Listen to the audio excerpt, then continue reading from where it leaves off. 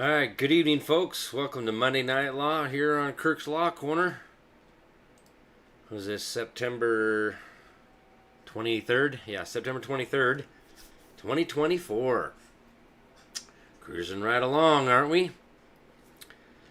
Getting closer and closer to that, 44 days. Getting closer to that November 4th. If we make it there.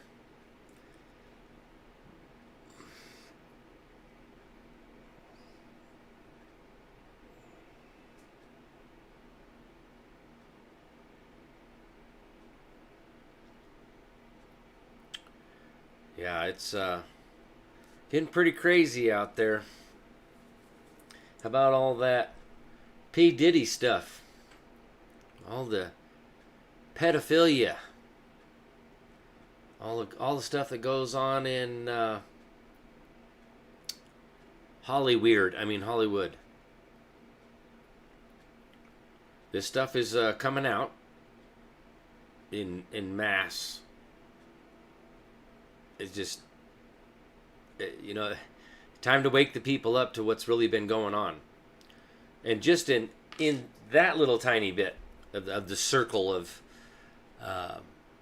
truth, but the circle of satanic rituals and pedophilia, it's just scratching the surface, right? Imagine that. I had a comment out here on YouTube. I heard the Catholic Church declared bankruptcy. Would that be the Roman Catholic Church? But, part of that pedophilia stuff. The thing is this kind of stuff, again, it's been going on for thousands of years, folks. I mean, they're just pure Satanists that have been for, since 4000 BC. It's just getting exposed, right? These secret societies and stuff that JFK was talking about. This is I truly believe that basically Trump has picked up where JFK started. And again, those that are not aware about Q is a military clearance, and it was a military operation that was created right after JFK was assassinated. So, it's funny, Q, to cue us in, to wake us up. But there's so many people out there now that have, given up on the Q stuff and all that stuff. And I'll be honest, again, I never really followed it to begin with. And I didn't even find out about it until, September of 2018 when I was out there with John Gentry. And, you got to check this, the qmap.pub out and all that stuff. And so I'm like, well, wait a minute. And I checked it out and I'm like, this is kind of some of the same stuff I've already been putting out for a year. Been trying to explain to people live for over a year at that time when I discovered it. So, but, the reality is some of that stuff is designed to be deciphered, and you have to have the cipher. And that is the cipher, right? And then what they use is what's called gematria. And I'm not well versed in it. I get it. But do I have the time to sit down and physically learn how to break it down and decipher all the decode and all that stuff? No. I just paid attention. Read executive orders, proclamations, memorandums. And I'm pretty familiar with the history of law. And again, I've been studying this stuff since 1995. I've been experiencing the corruption since 1985. Remember, I was the child that was kidnapped by CPS, the state of Washington. I was told that, hey, you'd be back home by now if your mother loved you. Again, I've experienced the corruption firsthand.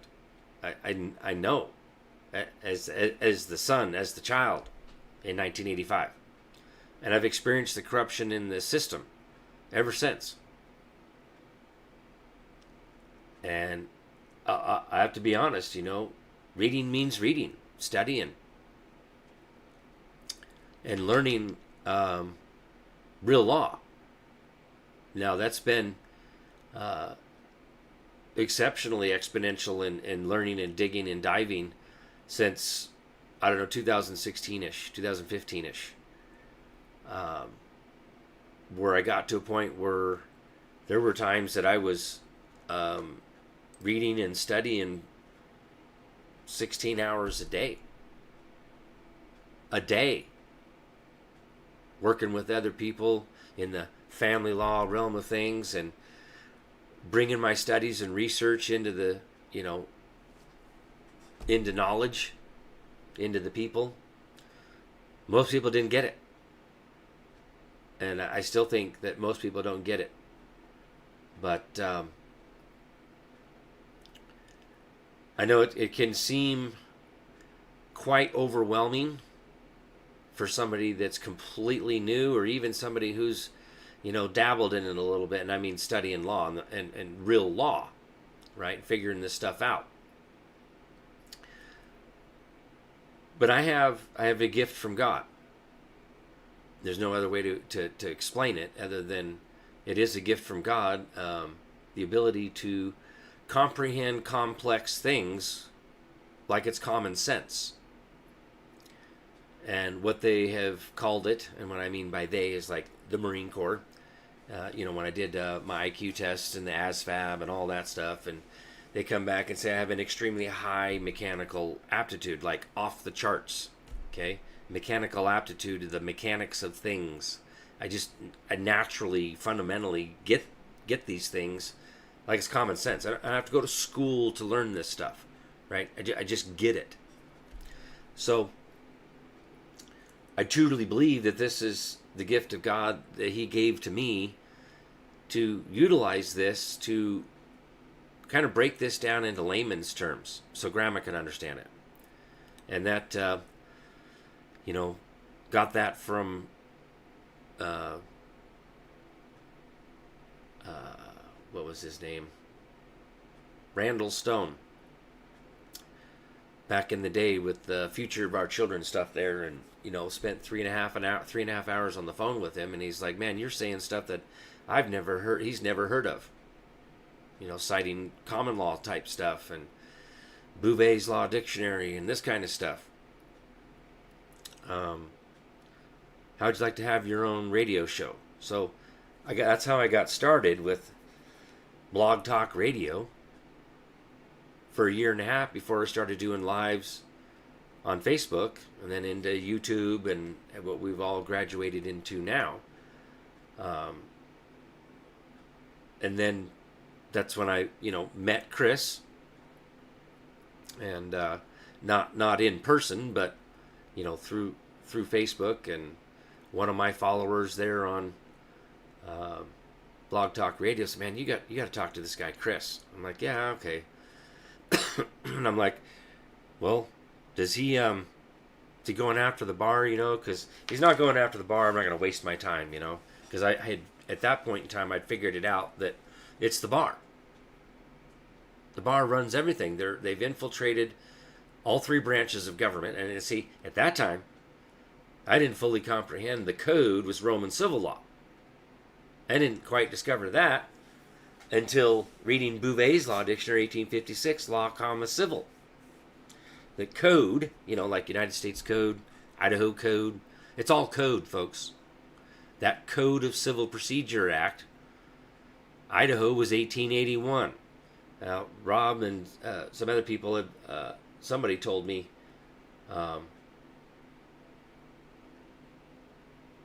New York was 1854, I believe it was. And then Rob, he shared a link to something like, or not shared a link, but posted something about it. And even the guy that was behind it, and how he promoted it and all this stuff, and how everything has morphed because of that Code of Civil Procedure Act and the Administrative Procedures Act. Okay? So we've gotten to a point where they have altered the fundamental law. Now, I've showed this on the screen, reading directly from Blackstone's Commentaries on the Law of England. These three primary fundamental laws, these jurisdictions: Roman civil law, the code, feudal law, and common law. Those are three different bodies of law regarded as a fundamental law. So at the root of all law, that's what it means by fundamental. It's key. It's part of the foundation, and actually it's part of the bedrock. Okay, so the thing about Roman civil law, the code, is that is the law, right? Just like the common law is the law, just like feudal law is the law, but it all depends on what fundamental law is chosen by the people. And see, in the commentaries there by Blackstone, he talks about that the origins of the common law was from the Saxons, which were the Christian Protestants. And interesting enough, man, what's his name? Charlie Kirk.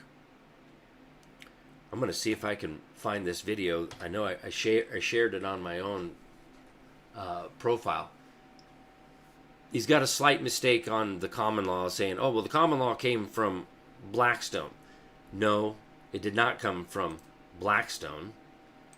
It came from the Christian Protestants, the Saxons, which also destroys the concept of Judeo-Christian. That we were founded on Judeo-Christian. No, we were founded on Saxons, Protestant Christian, not Judeo, not Islamic. Judaism, no, it's a misnomer. Yeah, I could be wrong there, but I think not. But I want to play this little video clip because he explains some really good stuff in here, especially about, yep, here it is. Let's see if I can get this sucker pulled up, paused, and restarted. Our country was founded on...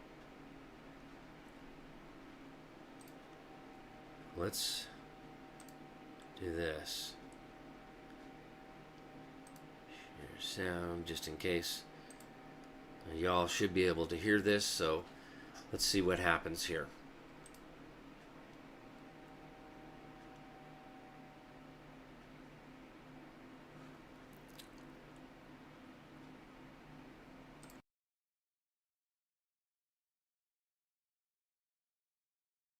common law, because the Declaration only refers to God 4 times in the Constitution. It doesn't refer to God at all, and it only articulates the structure of government. So first of all, remember that we were a collection of states and colonies, and you need to read the state constitutions before anything else. 13 out of 13 required a declaration of faith. 9 out of 13 required you to be a Protestant, except Maryland, which was Catholic, which still required a declaration of faith. Every single one of the original state constitutions, Pennsylvania included, they had, I profess Lord and Jesus Christ as my Lord and Savior in the original state constitutions. Secondly, 55 out of 56 of the original signers of the Declaration were Bible-believing, church-attending Christians. You asked about common law. So common law is inherited from Blackstone, who was Christian. A common law is an outgrowth of the scriptures. So let's... Okay, that there, where he says, well, the common law was inherited from Blackstone. That is incorrect. He has the Christian Protestant correct. And like Blackstone lays out in his commentaries, that it was attributed to the Saxons. So in that particular part, he's incorrect. But so many people want to argue that we don't, our nation wasn't founded on Christianity, and that Christianity isn't, religion. No. So we have to understand, comprehend ideology. Like it says in the Article the First or First Amendment, most people call it First Amendment, but it is Article the First of the Bill of Rights. Congress shall make no law establishing the religion or the free exercise thereof. That's the reason why is they didn't want them altering our ideology, our Christian religion as declared, laid down, ordained, and established as our ideology for this nation called America. America is the nation. What we call states are actually countries.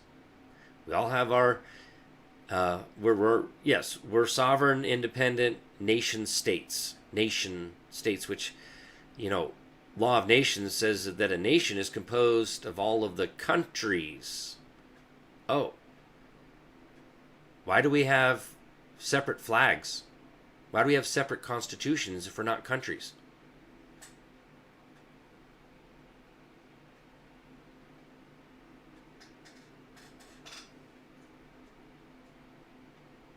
Okay? So now that we comprehend at least that little tiny bit, and I've showed this before, like Mexico and Texas, before Texas joined our union, they declared the Roman Catholic religion as its ideology for Texas. But religion doesn't have, yes, it does. Declaring your ideology, where you get your morals and principles from, or virtue, which Montesquieu in his Spirit of Laws talks about having virtue. That's fundamental law. And ideology, like thou shalt not commit murder, thou shalt not steal, thou shalt not bear false witness, which is thou shalt not lie. Okay? Those are fundamental principles of the ideology of Christian religion. All right, let's go back to this, because he talks about all this stuff, and the fact is that you had to declare, and this is, in fact, in some of the original constitutions of the 13 states, which, again, 6 of the colonies, or a total of 7, it were in Virginia, the territory of Virginia.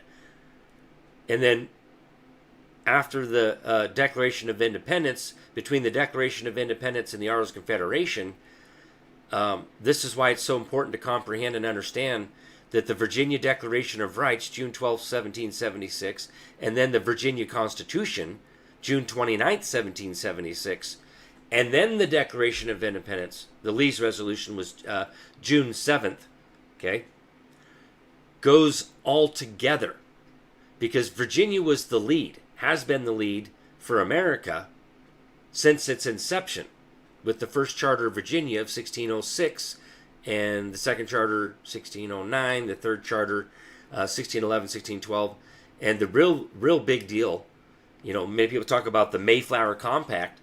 Read the sucker. It flat out says, we're settling in the northern parts of Virginia, and to set up, what? Government.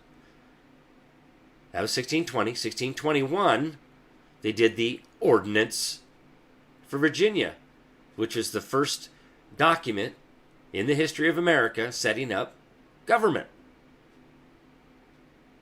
Imagine that. So, from there, things progressed, and more people came over here and settled, and what we call New York was New? Maybe it was New Plymouth. Not to be considered like the Plymouth Rock and all that. Maybe it is. But I thought that's where the Mayflower landed. But anywho's, these other places were inhabited, settled. But things really came to a head with the starting in 1774 with the Continental Congress, the continent. Okay? And people talk about Philadelphia, Pennsylvania, the colony, which was within the territory of Virginia. Now, the Virginia Constitution, June 29, 1776, lays out the three distinct branches of government: the legislative branch, the executive branch, and the judicial branch. And the Virginia Declaration of Rights lays down the law. Okay? And then, in that Virginia Declaration of Rights, it says there shall be no other form of government created within the territory of Virginia. That's because all of not all of them, but 6 of the colonies that became independent sovereign nation states and joined, basically that's how they formed the Union of the 13 once it became states, once Virginia approved their constitution and then ceded the land to ensure that that was a Republican form of government in accordance with the Virginia Constitution and the Virginia Declaration of Rights. Now you will notice a lot of them don't even have declarations of rights. That's because the Virginia Declaration of Rights laid down the law. All they needed was their constitution. Okay? So, comprehending this, understanding this formation, the history of law. And people talking about the organic law and all that. Well, that's the law of creation right there. Virginia Declaration of Rights, June 12, 1776. Virginia Constitution, June 29, 1776. And much of the same language that's in the Virginia Constitution is found in the Declaration of Independence. But the Declaration of Independence, yes, they're declaring their independence from Great Britain, but it says to declare the causes for the separation, which I'm going to pull that Declaration of Independence up and we're going to go over that. I've got some Blackstone stuff I want to read from. And just kind of, I know it's a lot to take in because I know this stuff, so I can rattle this stuff off. But you can always come back and rewatch this until you get it. Okay? I'm just throwing it out there, laying it out, showing you, leading you to the water. It's up to you to drink it. Okay? So, back to Charlie Kirk over here. Go to 3 principles of common law: presumption of innocence, due process, and jury of your peers. All 3 are biblical principles. So, and all wrapped into the ultimate biblical principle that you shall not favor justice if you are rich or poor, which is in Leviticus 19, right before the most famous part of Leviticus 19, which is that you should love your neighbor as yourself. But before that is that in the administration of justice, you shall not favor the rich or the poor, which is the idea of blind justice. We get that in the West, which is incorporated also in the New Testament ideal: neither slave nor Greek nor Jew, you're all one in Jesus Christ, which we get the idea of human equality. These are all biblical ideas. They're not Enlightenment ideas. But more importantly than that, they say that God was only mentioned 4 times in the Declaration of Independence. Well, that's a big deal, okay? Laws of nature and nature's God. The last paragraph of the Declaration reads as a prayer. It says, we appeal to the supreme judge of the universe. Who's the judge of the universe? Jesus Christ. It says in Revelation that Jesus will judge the earth on his throne. So in the Declaration, they were praying to Christ our Lord as a prayer very specifically. Thirdly, as I said on the stage yet. Now, prayer. It's amazing how this works, right? Is the fact that a prayer for relief is something that's practiced pursuant to the common law. Now, in my common law pleadings book that I have, it talks about in the beginning of there the common law stuff and pleading stuff, that they can't get away from the common law pleading stuff because it's so deeply rooted in history and has been used for 1,000+ years. Okay, so it's not like it's you know, and they just can't get away from it. It's not like it hasn't been used for very long, or you know, it's something new. No. And the fact is what the law is. See, these are the pleadings, the paperwork, and how you make your pleadings and the practice part. But it's the choice of law. They're using the Roman civil law, the code, when we're supposed to be going by God's law and common law, maxims of law. And again, that origin of the common law from the Protestants or Saxons was maxims of law and customs. Okay? So just keep that stuff in mind here. Yesterday, Deuteronomy was by far the most quoted book, religious or non-religious, in the time of the founding when they were putting together the Constitution, more than John Locke, more than Montesquieu, more than Blackstone. So the book of Deuteronomy, which talked about laws, customs, traditions, it was Moses' farewell address. Now notice he mentioned Blackstone and Montesquieu. What a coincidence he's talking about that now. How long have I been talking about Blackstone and now Montesquieu? Now, I've never heard Charlie Kirk talk about Montesquieu or Blackstone before. This is the first time I've heard those names come out of his mouth. So it's like, okay, who's actually following me? Who's actually learning from me? Now, I'm already been made aware of several years ago of certain people that have been watching. Police officers, sheriffs, U.S. Marshals, all the way up to Trump administration. Okay? After Chris was murdered November 15th of 2020, I was specifically told by the U.S. Marshals to keep going. That they're watching my shows and learning from me. Because I'm the one that's actually researching real law and showing it on the screen and reading from it. Again, reading means reading.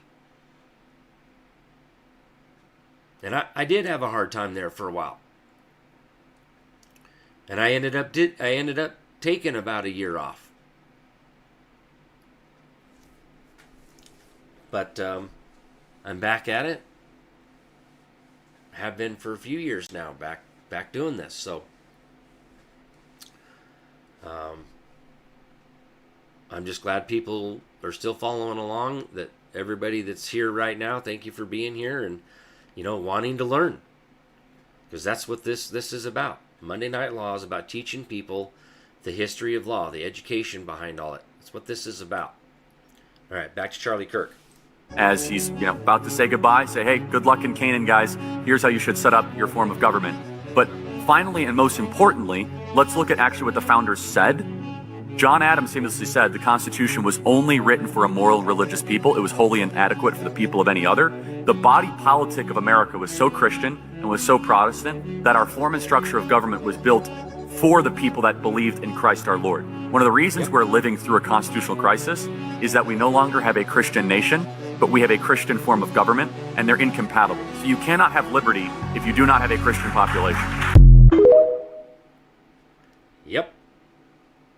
Our country was taught on common law because the Declaration only Absolutely right. And, this goes back to Montesquieu in his Spirit of Laws when he's talking about having the, virtue as part of the fundamental principles of law. Without a virtuous society, a moral, principled society, you're going to end up with a despotic government. You can call it a monarchy if you want, but it's not. It's a despotic government. Now let's take a look at that Declaration of Independence. When, in the course of human events, it becomes necessary for one people to dissolve the political bands which have connected them with another, and to assume among the powers of the earth. Now, I get it that some people out there, especially the younger generations, have a hard time even comprehending that. I've experienced this, and it's like, oh crap. So, just to break that down, what are the powers of the earth? I mean, I brought up Fifth Element. Haven't you guys seen The Fifth Element? Never heard of the movie. Oh, man, showing my age. I'm getting old. Fifth Element is a movie, and it deals with the four elements of the earth, and there's a fifth element. That's why they call it Fifth Element. What was the fifth element? for those of you around my age bracket, 50 something. Imagine that. Some of my students over here, they already get it, because we've talked about this before. But generally speaking, to that, everybody else out there that's not quite in the know and has been an understudy of mine. But yes, love is the fifth. But the four basic elements of the powers of the earth is the dirt itself, right? Fire, wind, and air. Actually, it's water. Pardon me. Water, fire, wind, and air. The fifth element is love. So what does it mean to assume among the powers of the earth? That means we have the right. We assume those powers. Now, back in this particular point in time, I think things were a lot more prevalent back then, prior to the Tartaria and the mud flood. If you're not familiar with that, do a quick Google search, whatever your search engine is, and look up Tartaria and the mud flood. Okay? But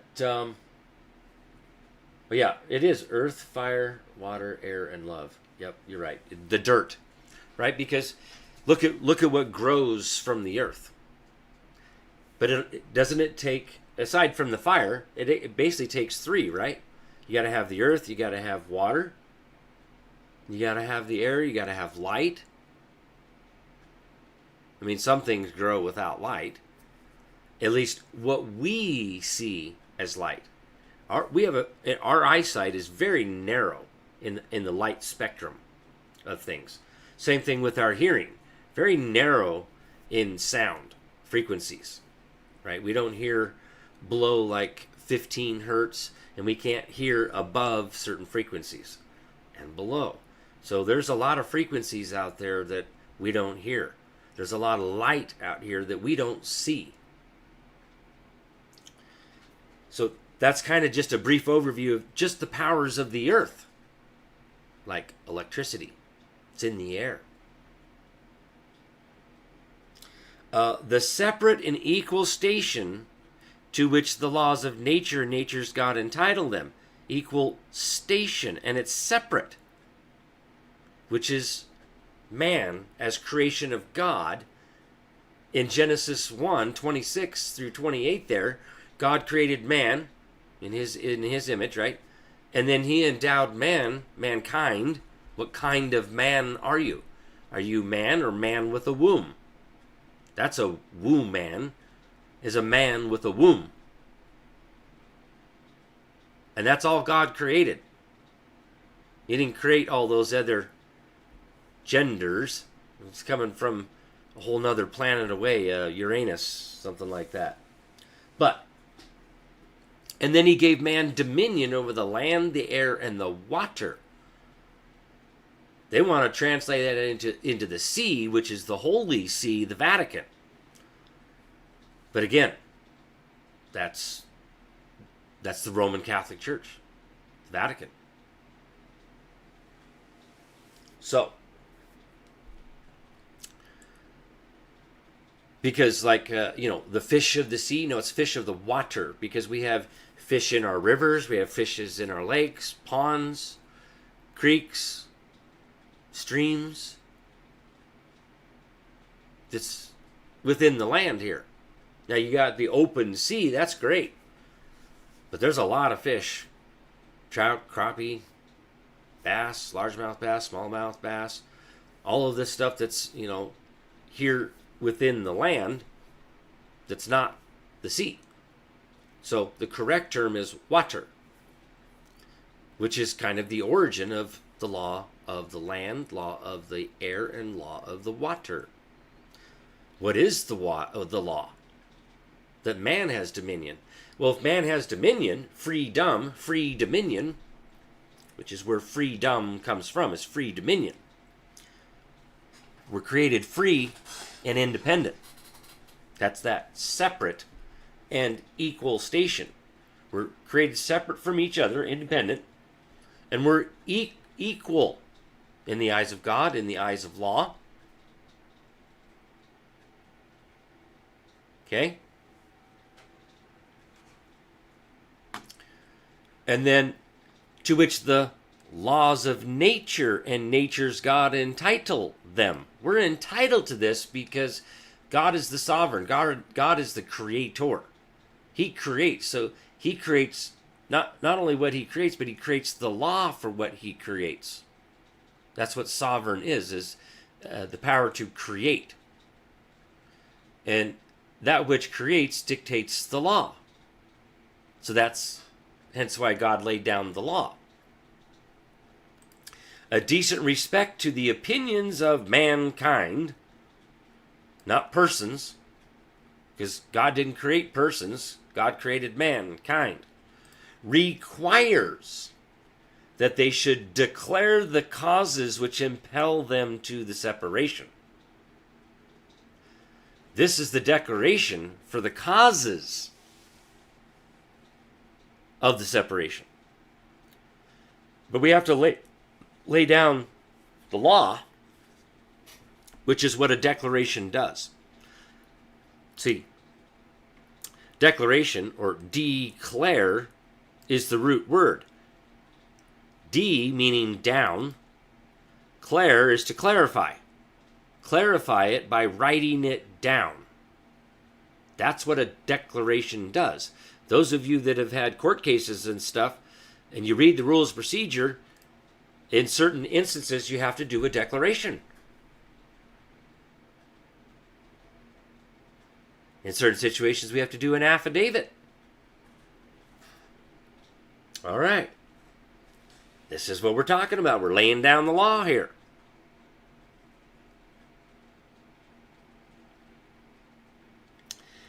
We hold these truths to be self-evident. This stuff is supposed to be so common of common sense that there's no need to even write it down other than what's written right here, right? But see, this is lex non scripta, the unwritten law.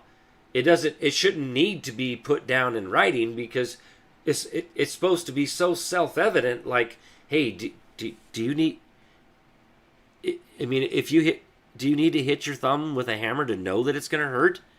Kind of self-evident. If you're one of those ones that actually have to hit your thumb to go, oh crap, yeah, I guess that does hurt, you get some psychological issues. This is common sense. But this is so basic that they said it's supposed to be self-evident. That all men are created equal. All men. It doesn't say all white men.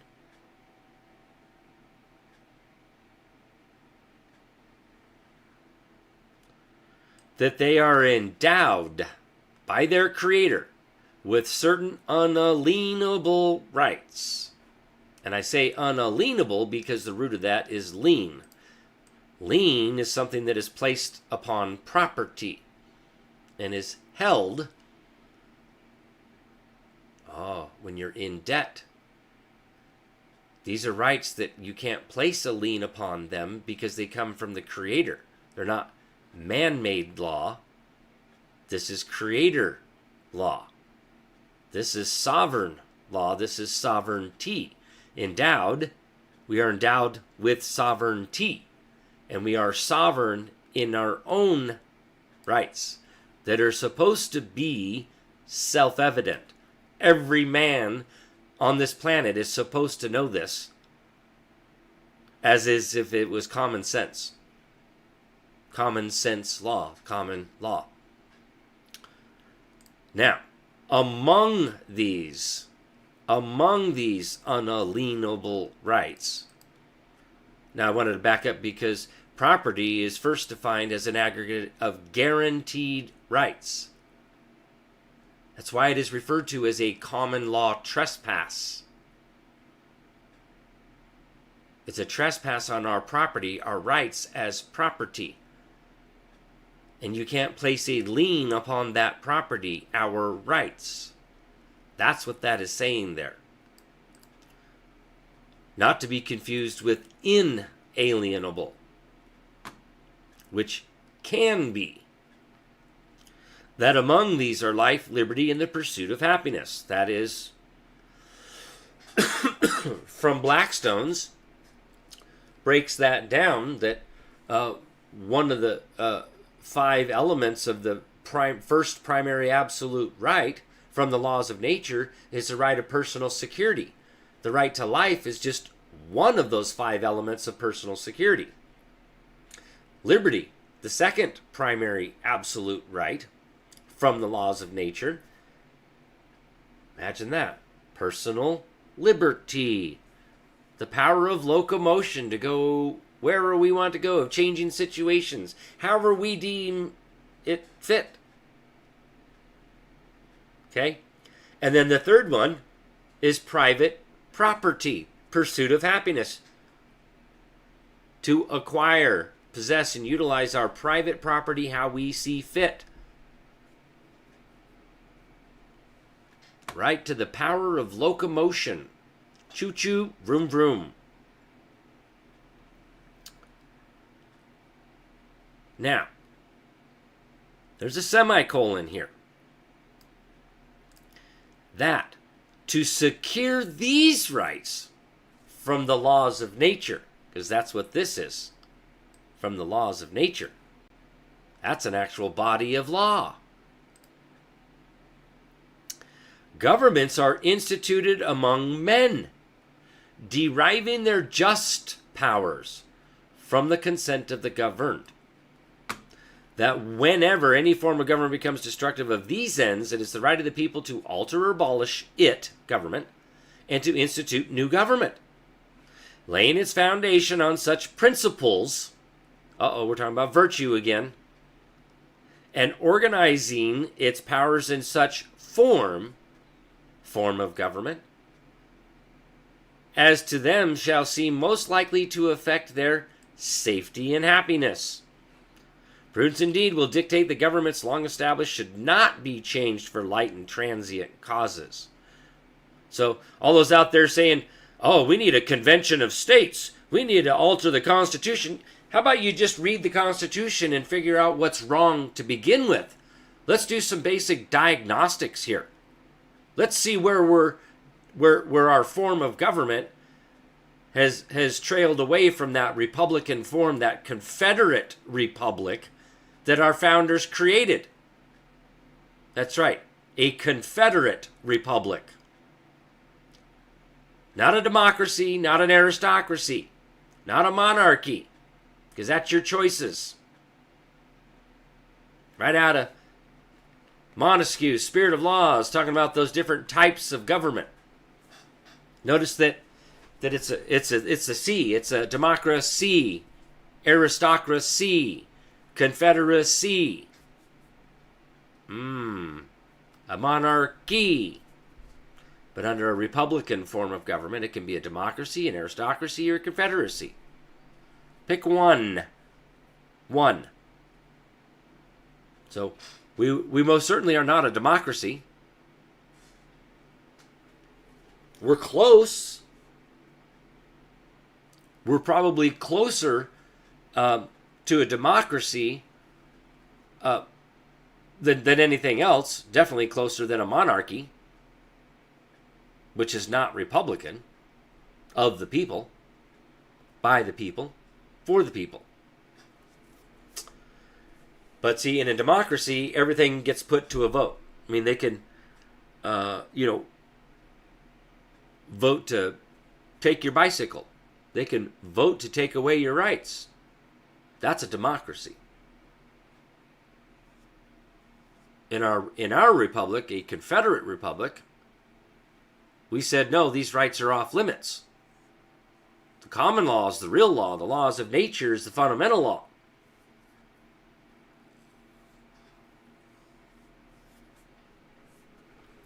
Now we're going to get into the part where we're at. Where we're at right now. And accordingly, all experience has shown that mankind are more disposed to suffer while evils are sufferable, than to right themselves by abolishing the forms to which they are accustomed. Okay. All political power is inherent in the people. The people have the right to alter, reform, or abolish anything at any time we deem it necessary. Where are the people? Without the people, we don't have a republic. Like what Benjamin Franklin was asked right after they did all that. Well, what kind of government do we have? A republic if you can keep it. What did he mean by that? That means the people have to be vested. You have to pledge your lives, your fortunes, and your sacred honor. You have to pledge that. You have to be actively engaged and be able to defend it.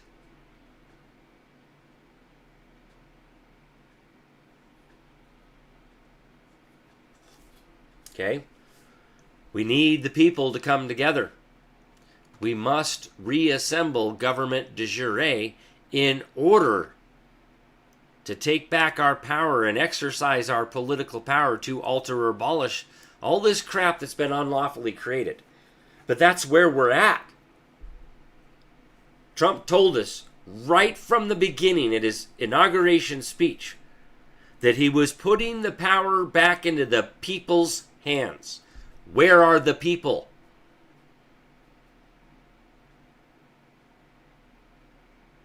We're trying to gather the people over there at national-assembly.net. And I'll show you that right here, right now. Just because we're right here, right now. National-assembly.net. This is where we're trying to bring the people together, to bring the inhabitants together, and declare your status as one of the people of the territory of whatever territory. Okay? Trump's waiting for us to do this. So the people are properly, lawfully assembled. There's the key. Lawfully, full of law. Not all this willy-nilly stuff out there that these jackwagons are trying to get you to believe. Anna Von Reitz and all these other people out there.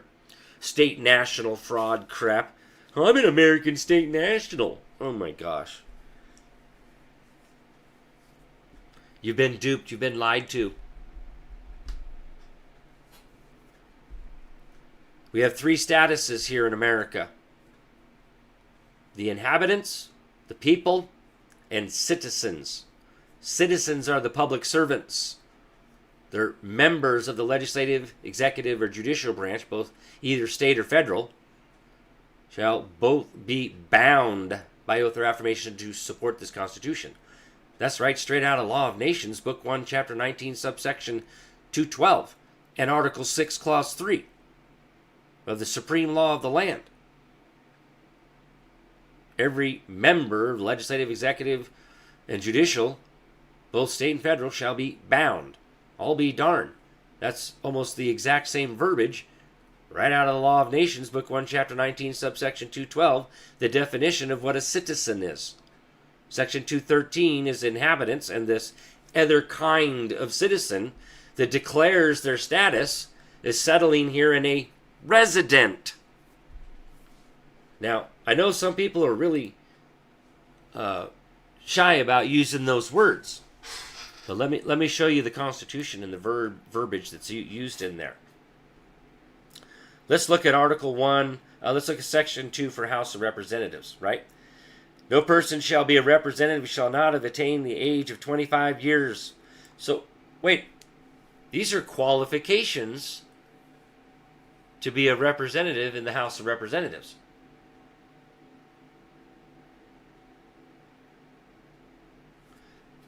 We got to be 25 years of age and been 7 years a citizen of the United States, and who shall not, when elected, be an inhabitant of the state in which he shall be chosen. You got to be a resident. You can't just be an inhabitant. You need to declare your status and settle. You declare that you're one of the people.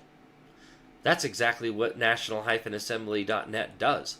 That's one of the documents that we have to do in the very beginning. A jural covenant and oath. It's a declaration. What this is, because this is in Congress on a federal level, a national level, what this means is, and been 7 years a citizen of the United States, well, what is a citizen? The public servant, a member of the legislative, executive, and judicial. What they're saying here is you got to have 7 years experience in government before you can run for this office. That's what that's actually saying there. Okay?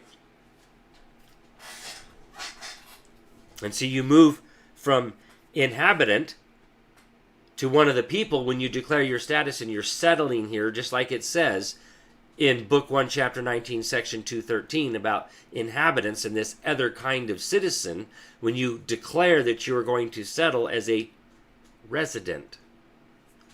Now, why is it in the Constitution? Let's look at another one, because we can look at in the Senate. Senate, same thing. No person shall be a senator, shall not have attained the age of 30 years. So now you got to be 30 years old. And been 9 years a citizen of the United States. So now you got to have 9 years of experience in government, because that's what a citizen is. And who shall not, when elected, be an inhabitant of the state in which you shall be chosen. Okay, you can't be just an inhabitant.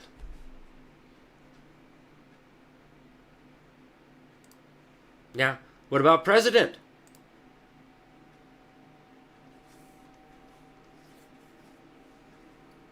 No person except a natural-born citizen.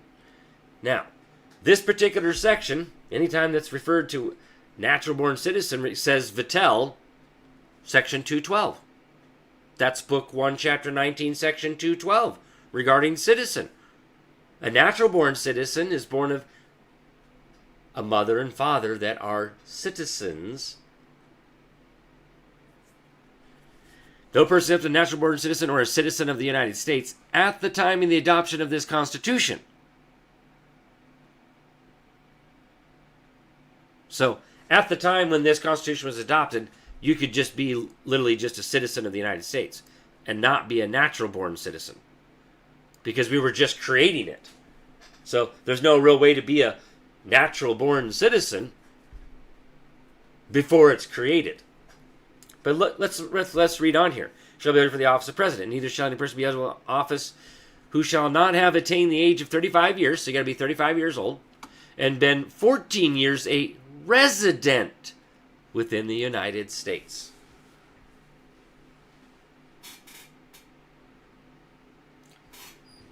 It's right in the Constitution. Don't go to the code and look for a definition of resident. Go to law of nations. Understand, comprehend, and understand what these words actually mean from real law. Not the shit made up by the bar. A lot of people out there that somewhat are law gurus. I plead with you to change your sources of reading of law. Get away from Code of Federal Regulations, United States Code, Uniform Commercial Code. Stop using that. Stop reading that. Because in the Declaration of Independence, I'm going to skip past this and we're going to come right back to it. But I want to read to you what it says here in the Declaration of Independence.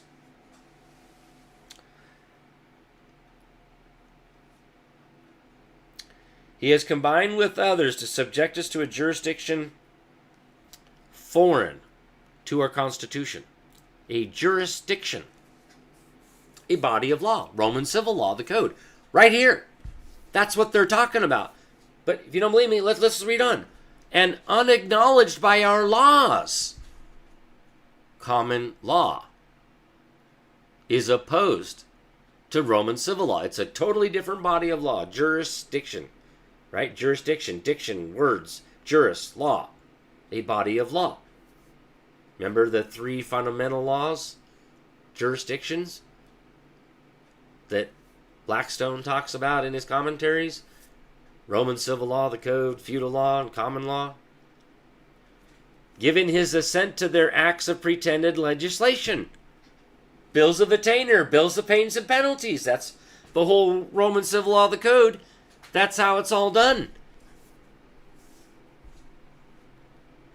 How about for abolishing the free system of English laws in the neighboring province, establishing therein an arbitrary government, and enlarging its boundaries so as to render it at once an example and fit instrument for introducing the same absolute rule into these colonies. Roman civil law. Code. For taking away our charters. Oh, you're talking about like the first charter of Virginia, the second charter of Virginia, third charter of Virginia? Abolishing our most valuable laws, common law, and altering fundamentally the forms of our governments. Fundamental law. You're altering the fundamental law. They were altering the form, as in who had what powers. Now, you want to read about that? First, read the Ordinance of Virginia of 1621. That's the first organized government in America to start with. And notice it's Ordinance of Virginia. Yeah, the Mayflower Compact, settling in the northern parts of Virginia to bring the Christian religion, which were Protestants. Heck, even like Charlie Kirk said, they were all except for Maryland, were Catholics. Okay? The thing is down here at our Idaho Capitol, in the visitor center, up on the walls there, talks about limiting Mormons in Idaho. Wonder why that is, because they weren't Christian Protestants. And the Mormon religion was pretty wacky back then. Oh, they're so much better now. Now, I have my own opinions about all these other religions. There's flaws in them. And I'm sure people could pick apart the Christian religion as well. But the reality is we're not talking about the religion itself. We're talking about ideology. The way we think. Set of ideas. That's different. How about for suspending our own legislatures and declaring themselves invested with the power to legislate for us in all cases whatsoever? Can anybody name one case that they have not legislated for us? Just one.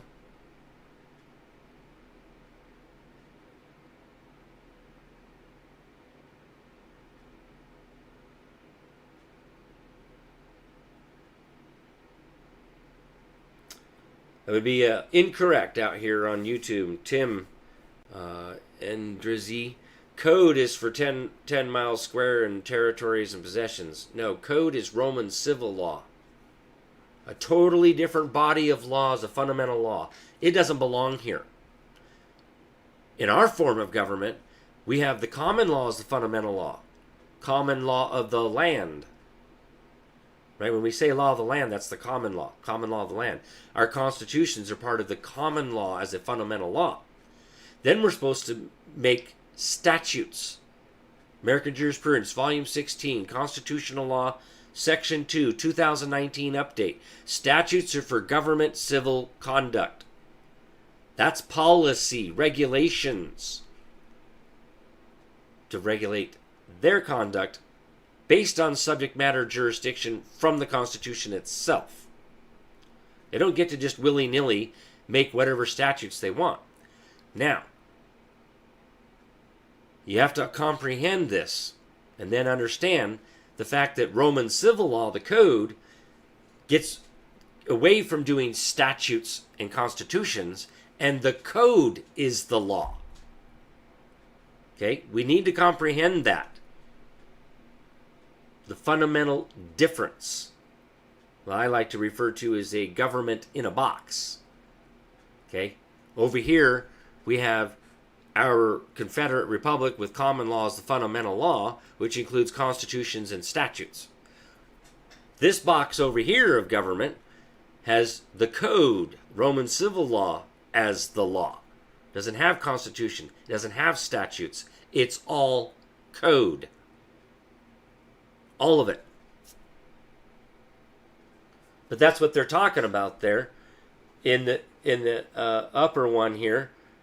Combined with that is to subject us to a jurisdiction foreign to our Constitution, common law of the land, and unacknowledged by our laws, the common law, the laws of nature, the law of nations. Because again, in Bouvet's Law Dictionary, 1856, law, comma, civil, the Roman civil law is opposed to the law of nations, the laws of nature, and the common law. Totally, that's that government in a box again. Totally different body of law as a fundamental law. It's what we're talking about here. That's that fundamentally altering our forms of government. Or altering fundamentally the forms of governments. The fundamental law. Abolishing our most valuable laws. The common law, the laws of nature. This is the Declaration of Independence, Laura.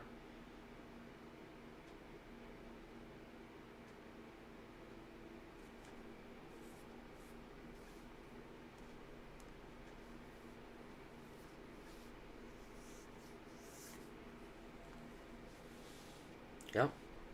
This is the Declaration of Independence, July 4th, 1776. Now, let's get back up here. We were talking about the mankind are more disposed to suffer while evils are sufferable than to right themselves. Reassemble government de jure. Then we can abolish what they have altered, to which we have become accustomed. And I know a lot of people out there have lost their children, that have been thrown in jail, political prisoners, prison,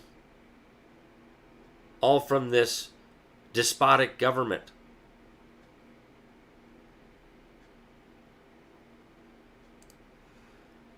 But when a long train of abuses and usurpations, usurpation of power, pursuing invariably the same object, evinces a design to reduce them under absolute despotism. Now listen carefully, people, inhabitants, citizens. It is their right, it is their duty to throw off such government and to provide new guards for their future security. That's what's happening over here with the National Assembly.net. National-Assembly.net. There's a weekly conference call on Thursday nights. This tab right here, conference call info. That one right there. Okay? That'll get you to the information to get on the conference call and get connected. If you're new, send an email right here. Contact us. Email. contentmanager1, the number 1, at yahoomail.com. Or is it yahoo.com? Should pull that up. It didn't. It's not working. Usually it does. Oh, there it is. Yeah, contentmanager1 at yahoo.com. That's where that'll take you. Yeah, I know. I'm not going to resubscribe to your crap.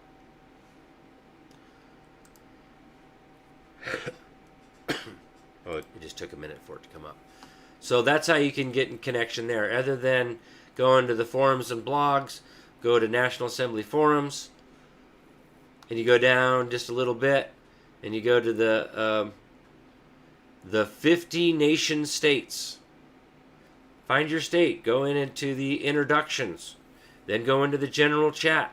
Introduce yourself.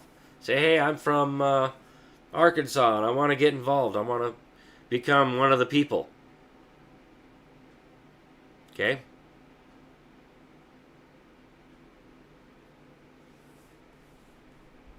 This is how we get connected, folks. We need to bring this back.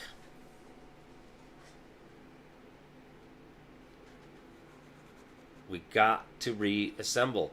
That's what they're talking about here. It is our right. It is our duty to reassemble and throw off this despotic government.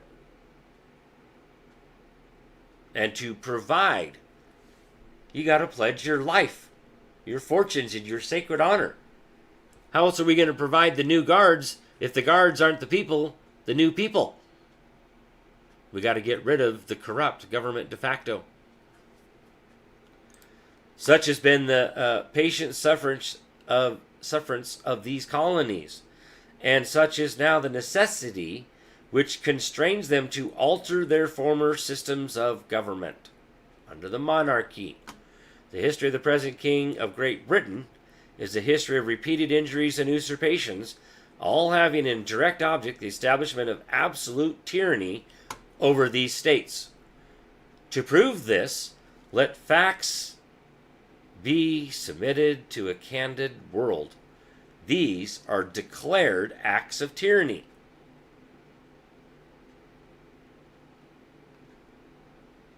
How about he's erected a multitude of new offices and sent hither swarms of officers to harass our people and eat out their substance.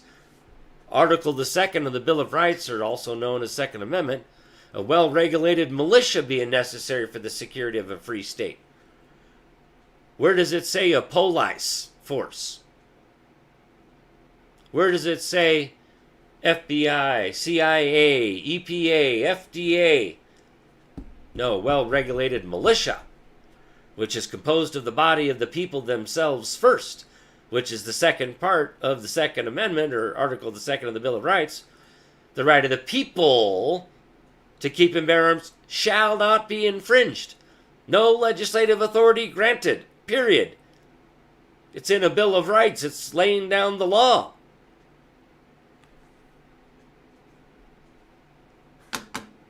He has kept among us in times of peace standing armies, armed bodies of men, without the consent of our legislatures. That's them policy officers, and it's pronounced policy, not police. Which is actually created by a previous king. The king back then, in the early 1700s. That's what this was out, them swarms of officers. He's erected a multitude of new offices. That's what they're talking about, them policy officers. Which is why a well-regulated militia being necessary for security of a free state. State of being free. He is affected to render the military independent of and superior to the civil power. Uh-oh. How about for quartering large bodies of armed troops among us? Armed bodies of men.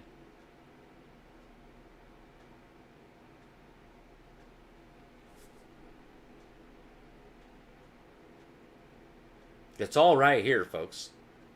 Does any of this sound familiar today?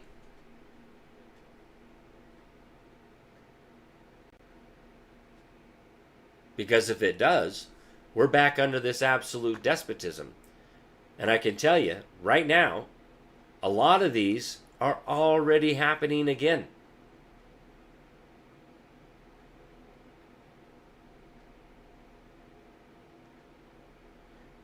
Here's one of the keys. In every stage of these oppressions, we have petitioned for redress in the most humble terms. Our repeated petitions have been answered only by repeated injury. A prince whose character is thus marked by every act which may define a tyrant is unfit to be the ruler of a free people.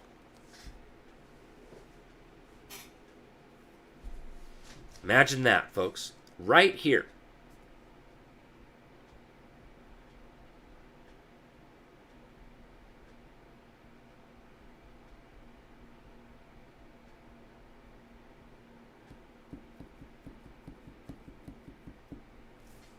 Now, this is where Charlie Kirk was talking about, right? We, therefore, the representatives of the United States of America in General Congress assembled, appealing to the Supreme Judge of the world for the rectitude of our intentions. Do, in the name and by the authority of the good people of these colonies, solemnly publish and declare that these united colonies are, and of right ought to be, free and independent states, that they are absolved from all allegiance to the British Crown, and that all political connection between them and the state of Great Britain is and ought to be totally dissolved. All political connection. So none of the Roman Catholic Church, Roman civil law, the code, none of that crap applies here. They have no longer any authority over these free and independent states. And that as free and independent states, they have full power to levy war, conclude peace, contract alliances, establish commerce, and do all other acts and things which independent states may have right do. But we got to have the people lawfully assembled to do this. And what is it? We mutually pledge to each other our lives, our fortunes, and our sacred honor.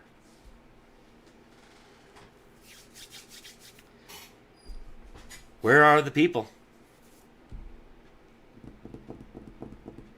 Where are you? Let's go. Let's reassemble our government de jure and take back our powers and start claiming and exercising our powers. But we gotta have the people. Gotta have that pool of we the people.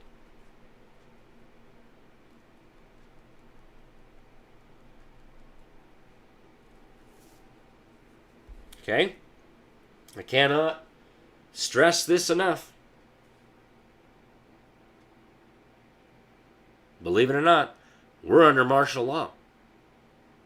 Furthermore, we're under a continuity of government pursuant to the military and some federal directives out there for a continuity of government. Okay? And who's in charge? The commander-in-chief. Trump told us that he was a wartime president. There is no president. He's commander-in-chief of the militia. Military. Now, again, a lot of people do not comprehend that the military militia is outside, really, of the Constitution. Although it does say in there that the president is also the commander-in-chief. There's two different capacities. Okay?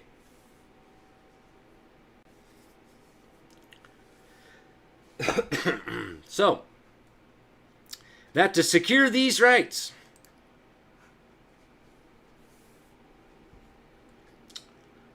and man, we're running out of time tonight already.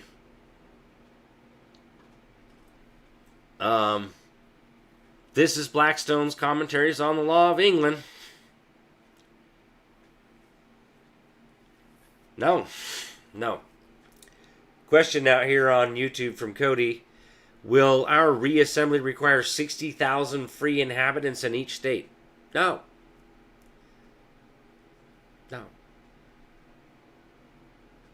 We need 35 to reassemble the state level.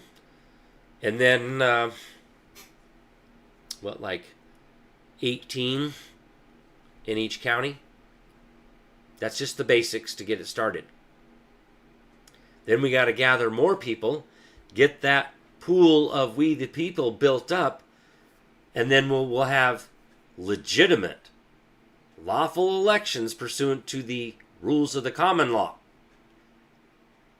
not pursuant to the code and the whim of the legislature, government de facto. See, we go back to real law and get away from Roman civil law, the code.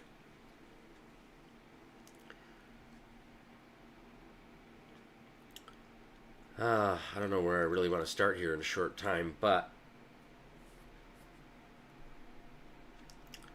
let's start right here, and it's the tail end of section 123 of Book 1.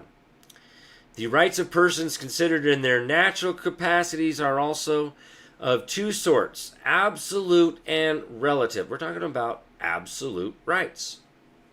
Absolute, which are such as appertain and belong to particular men, merely as individuals or single persons. Let's just keep it simple. Man. Relative, which are incident to them as members of society and standing in various relations to each other. Like acting as president, acting as commander-in-chief, acting as governor, acting as senator, acting as representative. That's that. Members. Right? Law of Nations, Book 1, Chapter 19, Section 212. Citizens are members. Article 6, Clause 3. Members.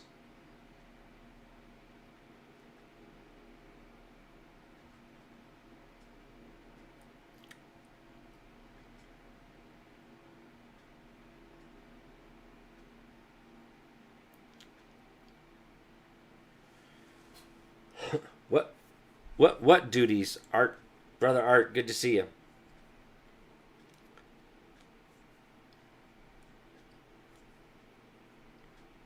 You say, are those duties for residents?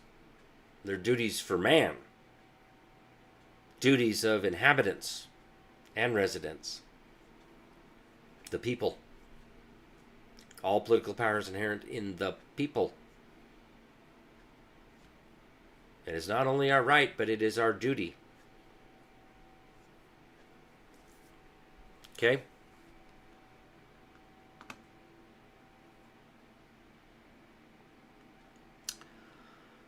So, absolute, which are such that pertain belong to a particular man, merely as individual single persons. Relative, which are incident to them as members of society and standing in various relations to each other. The first, that is, absolute rights, will be the subject of the present chapter. By the absolute rights of individuals, we mean those which are so in their primary and strictest sense self-evident, common sense, such as would belong to their persons merely in a state of nature, and which every man is entitled to enjoy, whether out of society or in it. These are fundamental, absolute rights. But with regard to the absolute duties, which man is bound to perform considered as a mere individual, it is not to be expected that any human municipal law should at all explain or enforce them. That's because we don't need man-made law. Because those rights impose those duties.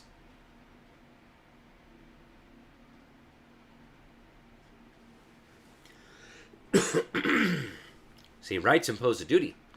Where there is a right, there is a duty. Okay, like the right of personal liberty. You cannot deprive life, liberty, or property without due process of law, from the law of the land. Not from a statute, not from the code. Well, according to the Roman civil law, the code, as a fundamental law, they don't do common law. They don't do due process of law.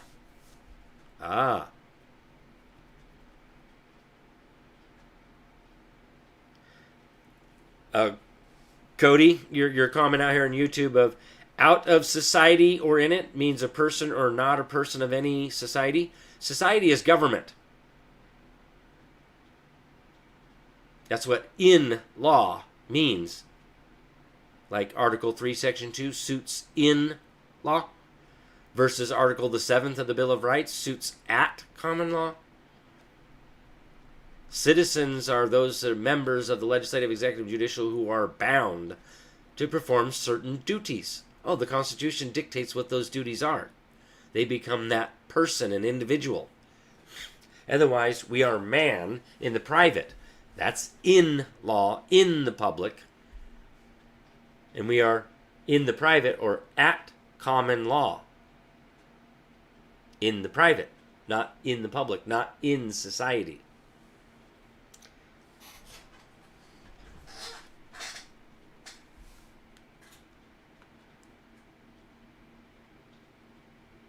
Okay? We don't need them to explain or enforce them. We do that. For the end and intent of such laws being only to regulate the behavior of mankind as they are members of society. See, we have to fully comprehend and then understand these words. Members of society. Again, that's why I wanted to correct that. Is because that members, right?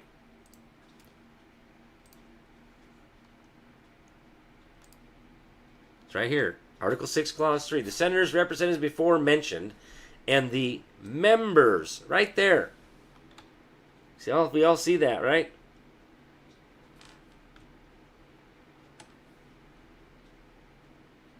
Senators, representatives before mentioned, and the members of the several state legislatures, and all executive and judicial officers. So everybody, senators, representatives included, are members of the legislative, executive, and judicial, both of the United States and of the several states, shall be bound by oath or affirmation to support this Constitution. Law of Nations, Book 1, Chapter 19, Section 212, talks about members who are bound to perform certain duties and are subject to its authority, the authority of the people.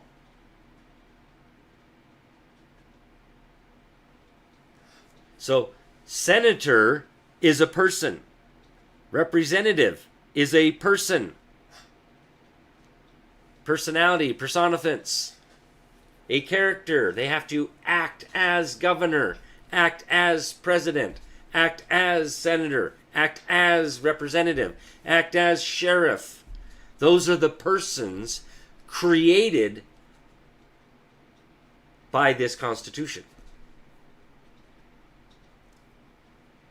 Now, unless you're a member of the legislative, executive, or judicial branch, either state or federal, you're not bound by this Constitution or anything created pursuant to it. Right? This Constitution, the laws of the United States, which shall be made in pursuance thereof. Now, when we're talking about this particular section, what they're actually talking about here is Article the 5th. And the treaties made which shall be made under the authority of the United States shall be the supreme law of the land. Enactments of the legislature are not law of the land. What that it actually means here when it says made in pursuance thereof, in the Constitution, Article 5 Convention. That's law of the land. And treaties made, or which shall be made under the authority of the United States. They have to have the authority to make that treaty. Okay? But you can't alter the fundamental law, the common law.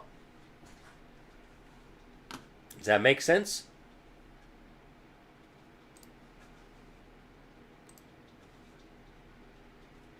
So that's what it's talking about. Every time you see this members of society, members of government, members of the legislative, executive, judicial.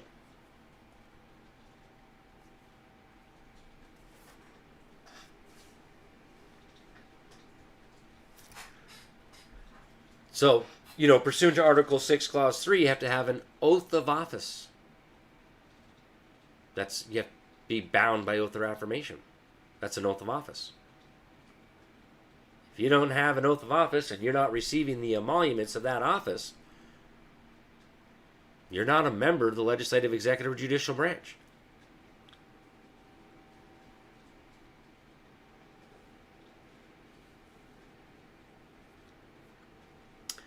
But with regard to the absolute duties which man is bound to perform, considered as a mere individual, one man, it is not to be expected that any human municipal law should explain or enforce them. For the end intent of such laws being only to regulate the behavior of mankind as they are members of society and stand in various relations to each other.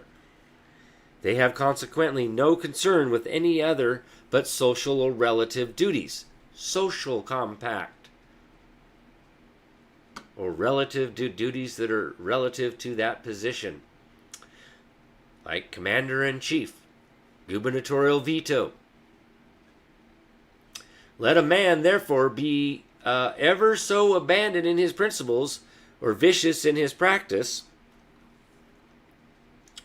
provided he keeps his wickedness to himself. Fourth Amendment, the right of the people to be secure in their persons, papers, houses, and effects.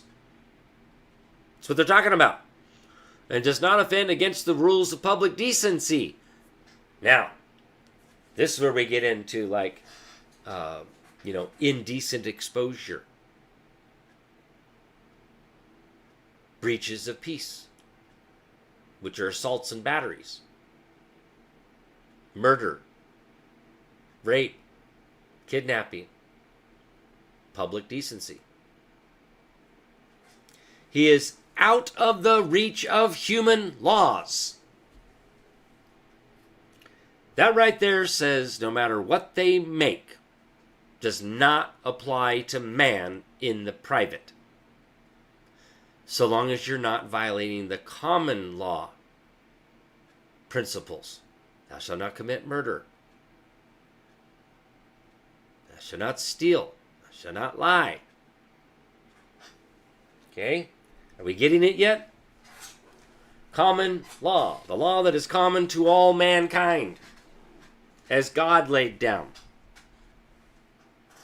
Okay? It does not apply to man. We are out of the reach. Doesn't matter what they make it. Even if it was a legitimate statute, it still would not apply to man because it's an enactment of the legislature. And it cannot apply to man in the private. Hale versus Hinkle lays it out very clear that there's a clear distinction between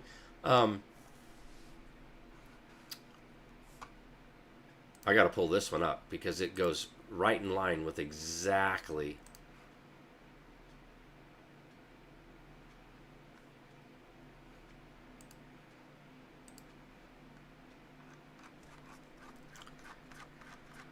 with what's being said here about how it doesn't apply.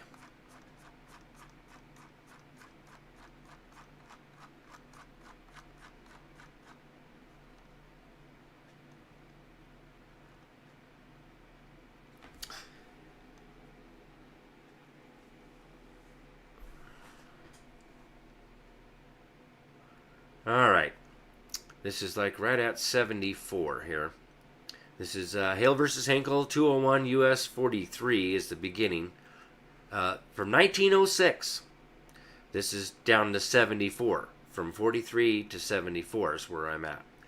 If, whenever an officer and employee of a corporation were summoned before a grand jury as a witness, he could refuse to produce the books and documents of such corporation upon the ground that they would incriminate the corporation itself, it would result in the failure of a large number of cases where the illegal combination was determinable only upon the examination of such papers.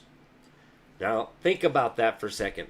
This is referring to a corporation. If a corporation were to assert this, that it was illegal, unlawful for them to produce these books and papers, like the Gestapo, papers please, driver's license, registration, proof of insurance please, you got some ID on you, papers please.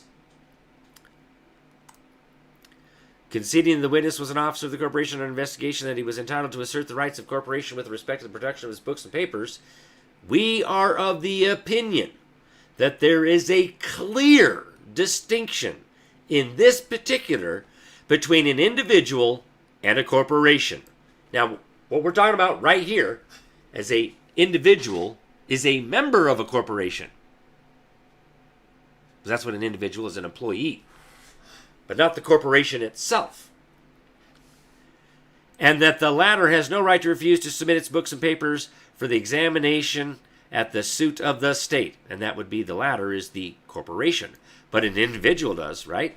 Oh, what is said here? The individual may stand upon his constitutional rights as a citizen. He is entitled to carry on his private business in his own way. His power to contract is unlimited. There shall be no law impairing the obligations of a contract. Article 1, Section 9. Article 1, Section 10. Actually, I think it is 9. And it might be 10 too. Listen carefully. He owes no duty to the state or to his neighbors to divulge his business or to open his doors to an investigation, so far as it may tend to criminate him.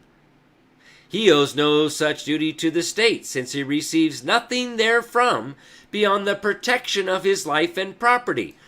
Declaration of Independence, that to secure these rights, governments are instituted.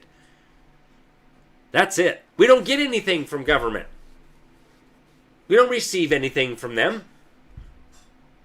The protection of life and property is what the intent was of creating government to begin with. Now, listen carefully again. His rights are such as existed by the law of the land, long antecedent to the organization of the state. Law of the land, the common law of the land. Clear back to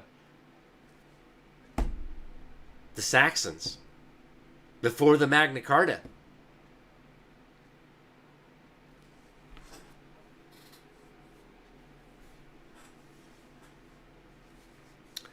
And can only, again, here's another point right here. Listen carefully. And can only be taken from him by due process of law and in accordance with the Constitution. Well, due process of law is synonymous with law of the land, which is the common law of the land. The common law dictates due process of law. It was actually going to go over the treatise on arrest and false imprisonment again tonight, but I thought this was kind of more important, so maybe I'll do that next week as kind of a continuation of this. I still want to get back to Lysander Spooner's right to trial by jury, but this is very, very, very, very, very good. Okay, and among his rights are a refusal to incriminate himself and the immunity of himself and his property from arrest or seizure except under a warrant of the law. He owes nothing to the public so long as he does not trespass upon their rights. Common law trespass on their property, rights as property, comes from the common law. Now, listen to the next part. Upon the other hand, the corporation is a creature of the state, a creation of the state. It is presumed to be incorporated in law. That's when a corporation does a business license. That's what incorporates them for the benefit of the public. It receives certain special privileges and franchises and holds them subject to the laws of the state and the limitations of its charter. Corporate charter? Articles of incorporation? Its powers are limited by law, the laws of its creation, statutes. It can make no contract not authorized by its charters. Its right to act as a corporation only preserved to it so long as it obeys what? The laws of its creation. I'll be damned. Now, this next part is very, very key.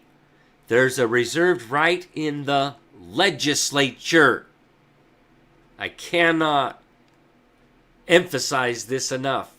Legislature, not judicial, not executive.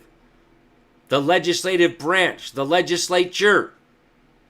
There's a reserved right, that right of petition, the legislature for the redress of grievances, to investigate its contracts and find out whether it's exceeded its powers, to see if it exceeded the laws of its creation. That's due process of law, folks. Our right dictates that we go to the legislature for the redress of grievances by petition. The legislature has the power to do investigations to see if that corporation has exceeded the laws of its creation and to revoke its business license. And that is succinctly stated here in Idaho in our Declaration of Rights. Article 1, Section 2 happens to be about the political power inherent in the people. That all political powers inherent in the people, government is instituted for their equal protection and benefit, and they have the right to alter, reform, or abolish the same whenever they may deem it necessary. Now, and no special privileges. Oh my gosh, that's exactly what Hale versus Henkel says. It receives certain special privileges. Imagine the verbiage. And no special privilege or immunity shall ever be granted that may not be altered, revoked, or repealed by the legislature.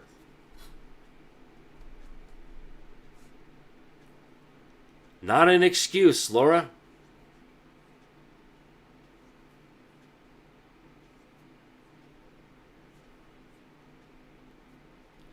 Laura's comment out on your YouTube. Too many hands in their pockets. It doesn't matter. Claim and exercise the right. Follow the law. Your right as the law. Follow due process of law. Because this is the process that is due to these corporations. Because they're bound by that. Our rights, this is rights as the law. Laying down the law. Right? Rights and law are synonymous. Comes from the French word droit. So this is a declaration of law. Like I previously said in the very beginning of this, declarations lay down the law. This is laying down rights as law. The law says, our right says, that we go to the legislature and demand an investigation to see if that corporation has exceeded the laws of its creation. And then the legislature alters or revokes their license or repeals any statutes giving them powers or privileges, them special privileges or immunities. Due process of law is the process that is due. That process is different depending on who the parties are. Not the judicial branch, the legislative branch. Learn, people, learn. Learn what your rights are. Learn how to effectively claim, exercise, and defend your rights, our rights, following due process of law. Now, back to Hale versus Henkel. Again, what does it say? There is a reserved right in the legislature to investigate its contracts and find out whether it has exceeded its powers. I just showed you the right as it is written in the Declaration of Rights for Idaho's Constitution. Doesn't matter where it's at. It's the law. Doesn't matter if it's in Idaho or whatever. It's law. It's our rights from the common law. So, Hale versus Henkel is telling us a few things right here.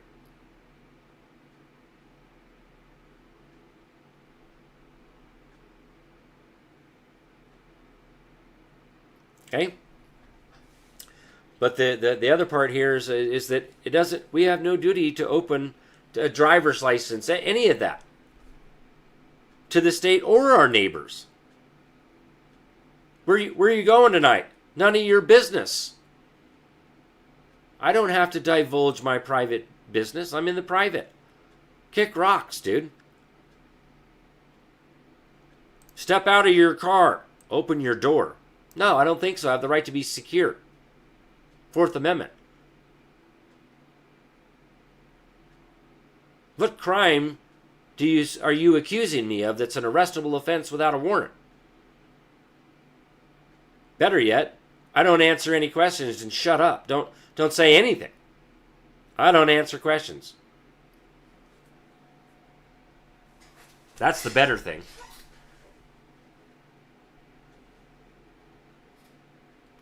Right to remain silent. I have no duty to answer any of your questions. None. Hale versus Hinkle. Fourth Amendment. Fifth Amendment. Period.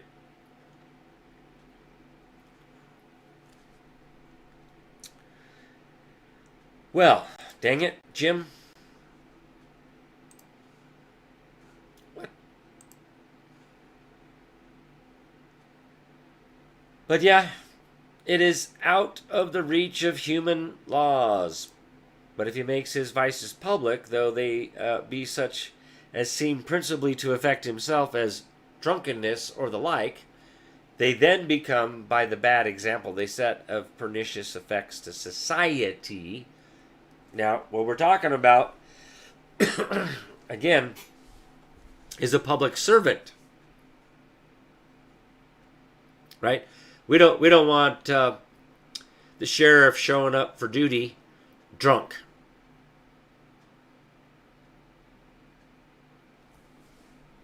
Here, the circumstance of publication is what alters the nature of the case. Public, notice it's italicized too. Public servants, in-law, citizens. Public sobriety is a relative duty and therefore enjoined by our laws. Right. Private, also italicized. Sobriety is an absolute duty which, whether it be performed or not, human tribunals can never know. And therefore, they can never enforce it by any civil sanction. But with respect to rights, the case is different. Human laws define and enforce as well those rights which belong to a man considered as an individual, as those which belong to him considered as related to others. So,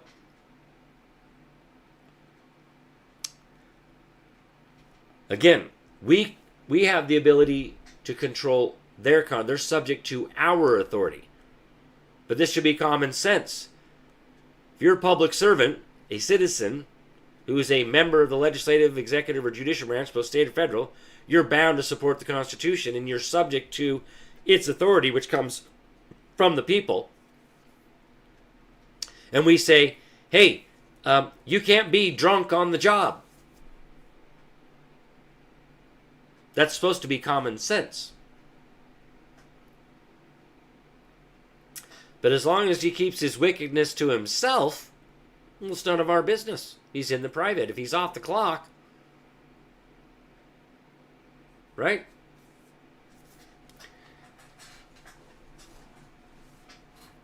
What they do in the privacy of their home is their business. A. Johnson out here on YouTube. This is Blackstone's Commentaries on the Law of England. This would happen to be what the courts are now, including the Supreme Court of the United States of America, is citing from as a source of law, points of authority.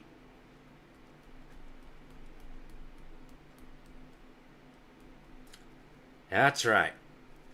So if it's good enough for the Supreme Court of the United States of America to cite from Blackstone's, I think we all ought to be reading it. I think we all need to fully comprehend it and then understand it, stand in agreement.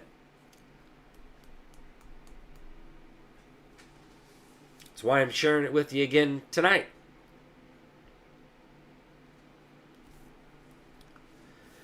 And this is chapter 1, section 124 of book 1.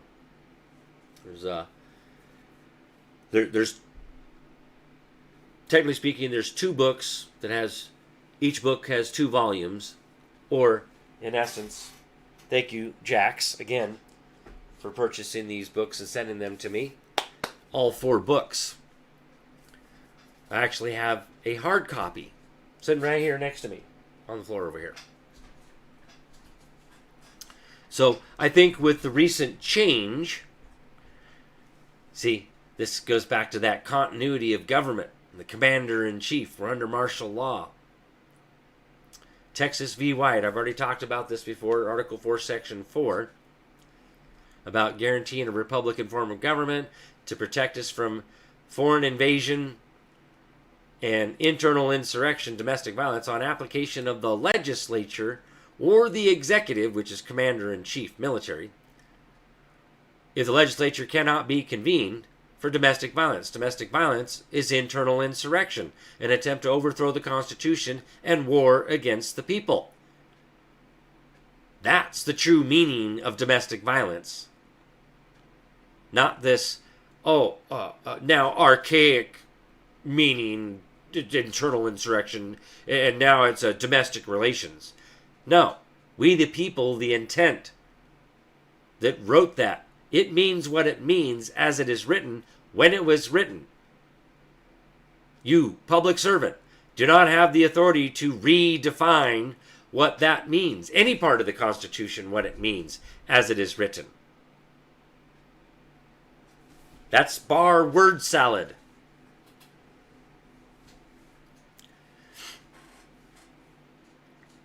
Okay, so now that you've gotten a little bit of taste of it,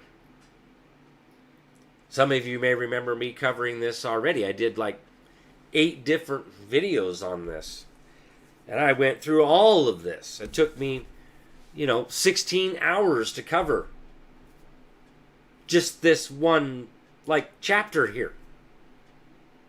This one section of this one book out of this one volume out of this one book.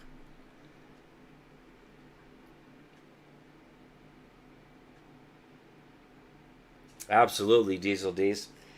We got to watch out for the word salad trickery that's even right in here.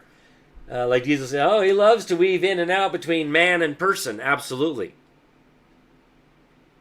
I am man, creation of God, endowed by my Creator with certain unalienable rights, and these are out of the reach of human laws. I am out of the reach of human laws. Unless I'm specifically bound by them, then it doesn't apply. There's no standing.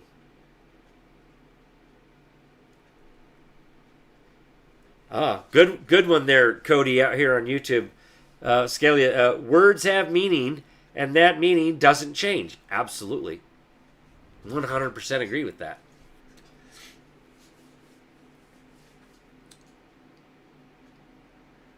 All right, Tiger. See ya. Have a good night.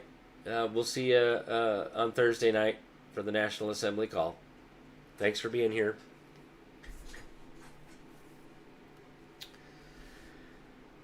All right, folks. It's that time. Unfortunately, 2 hours goes by really fast. So I've already showed you the National Assembly stuff. Just want to quickly touch on that again. Thursday nights for our National Assembly call, conference call, info tab right there. Okay. I, again, highly recommend downloading and installing the app, the free conference call app. If you need to learn how to do that, here's a tutorial video on YouTube for your smartphones, whether it's Android or that other thing, Apple. Tutorial video for desktops, laptops, and the such. Okay, there's your 2 tutorial videos on YouTube, how to download and install free conference call. Okay. Now, join the online meeting. Here is the link. It's right here. This is the link. Now, if you install the app and get it installed, whether it's on your laptop, desktop, your phone. Once you join and you sign up, you join, it's free. All of this is free, okay? And you come here and you click on this link, it gets saved in your free conference call app. So the next time, all you got to do is start up your free conference call app and go join. Oh, yeah, I want to join this one, the National Assembly. It'll already all be there, okay? Now, my website, kirkslawcorner.com, links to my Facebook page. I'm not sure if the Telegram channel has been updated. I haven't talked to Miles for a while. Patreon, this one is for Patreon. YouTube, Rumble, and X. And of course, X put the kibosh on me broadcasting live.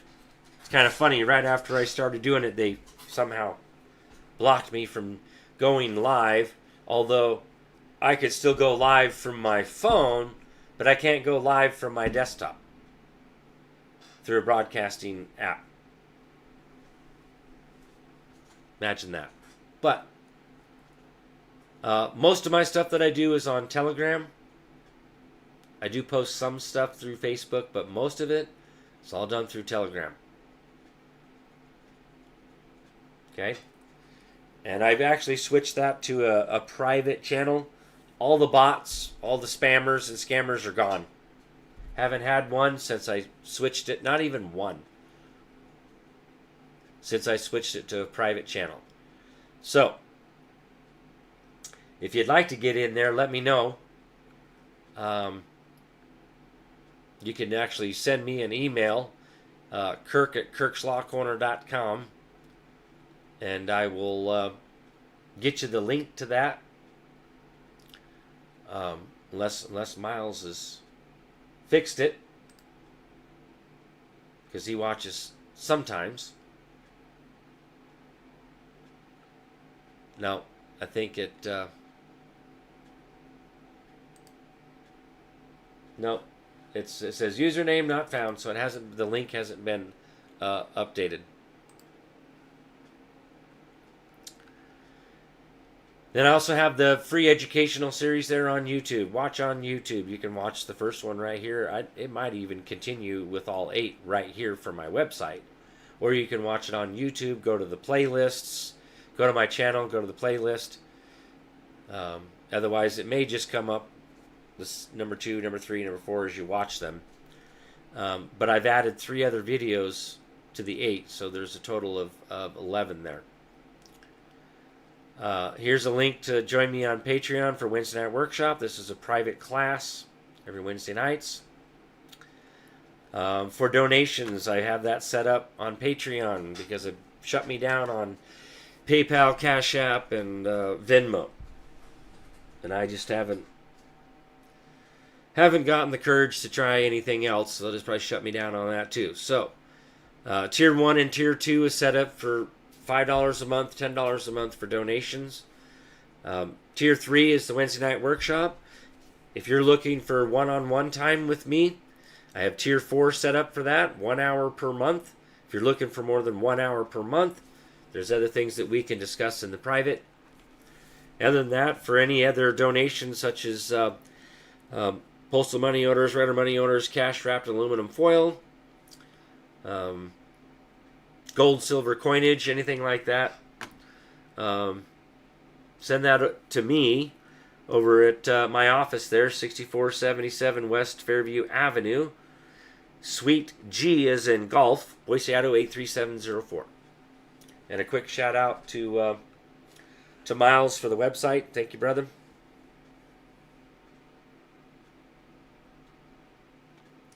All right. So I hope people learned something tonight. Rewatch this sucker as many times as you need to. I know it was packed full of information. So I want to thank all the subscribers over there on Patreon.